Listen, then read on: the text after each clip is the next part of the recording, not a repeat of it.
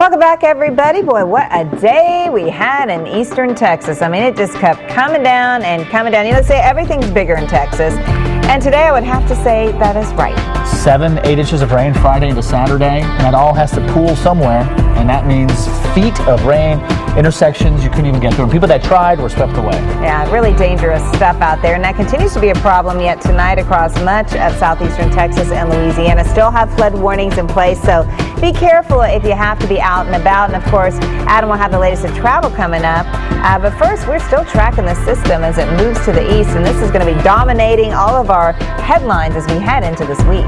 Many sides to the system as well, from Houston heavy rain to all that snow you were just talking about in Colorado. Yeah, almost up to my height here, 52 inches. Do the math at home, everybody. I am not a leprechaun. And you know what? I guess I just need to tell everybody, Sam, how tall I am. I am 5'8" on a good day after I've been to the chiropractor. No, I'm actually 5'8", even on a bad day. Okay, Sam, take it from here. I see all those flooded roadways there through Houston. It's going to take quite some time for that water to come down a ways. But what other areas could be seeing some of that heavy rain? Oh, yeah. All this is moving into the east. Louisiana right now is really doing battle with some of these floodwaters as well along the stretches there in the southern bayous of Louisiana. It's just coming down torrentially.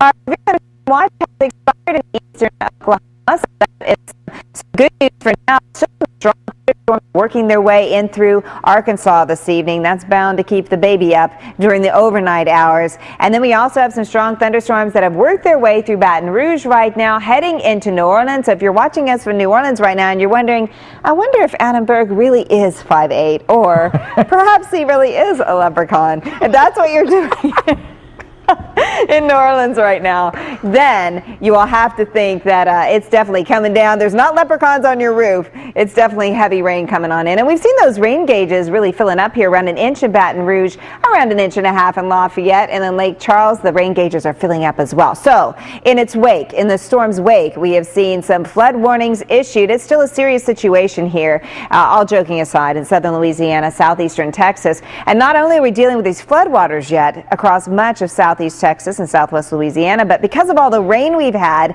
now we're getting those clearing skies, and that's causing some concerns here with some very dense fog. So watch that travel along 45 I-10. This is going to be lingering throughout the morning hours as well, and of course that can cause some problems with flight delays. Adam, I think you're going to do travel next, and we're going to have to be concerned about that as we head into our Sunday. What do you think? That's a very good point. A lot of times when you get that heavy-duty rain, but the winds don't follow, well, you've got all that moisture.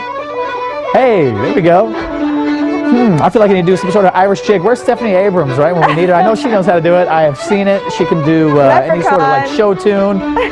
Yes, this is feeling very Irish, right? Scottish, Irish, all, you know. I'm not doing the river dance, though. One of these days I will do another dance, but I'm not good at the river dance, so I'm not doing that one. That was Edward, by the way, and his full name, Edward Bruno Gaston. That's what you get, Edward. Right. I must have pronounced it right. Hey, you know what? Sunglasses required here on Interstate 90, the Mass Turnpike, New York Thruway, looking pretty good. You know some of the green on the map, though? Some of that wet weather will be pushing in from the south and west. So over the next couple days, especially as we go into Monday and Tuesday, things are going to get a little soggier here. Same deal here as we work through Interstate 95, mainly PM variety, so second half of the day. And yes, that's always a very good idea. Notify. Check that out on weather.com if you're worried about severe weather in your backyard. We're going to have several more opportunities, we think, to get some severe weather over the next couple of days.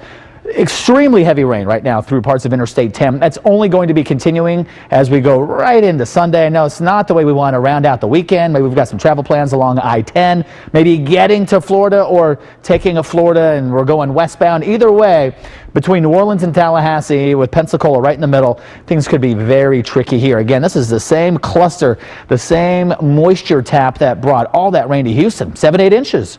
In about a day and a half. Interstate 40, hey, things get a lot better here, especially once we hit Oklahoma City and points west. Then we start talking about all that warmth in the west. No issues on the roadways in the west. A little bit of an issue, though, once we get up towards Duluth. Something we don't want to hear, Sam, a little snow in the forecast. Really incredible. One extreme to the other. Okay, let's talk about Sunday. It is going to be cold and wet as you go to get the donuts or the bagels early in the morning on Sunday. 57 degrees, wet for those Sunday services. Wet in the Atlanta area too as you head on off to church on Sunday morning. And Miami, high and dry. That's the place to be.